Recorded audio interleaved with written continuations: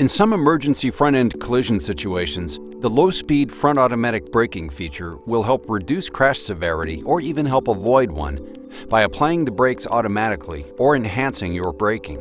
The feature uses a forward-looking camera. When in forward gear, this sensor looks directly ahead to monitor vehicles you are following. When a vehicle is detected ahead, a green icon is displayed. If the system detected that you were seconds away from a possible front-end collision with the vehicle you are following, it sends an alert. If you don't respond quickly or the situation happens suddenly, the low-speed front automatic braking feature will enhance your braking or automatically apply the brakes for you.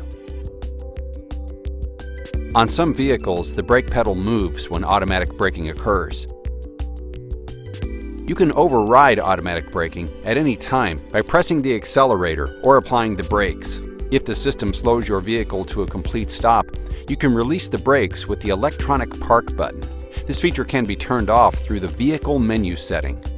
The low-speed front automatic braking system works in forward gear and operates between 5 and 37 miles per hour or between 8 and 60 kilometers per hour. On some vehicles, it may operate up to 50 miles per hour or 80 kilometers per hour.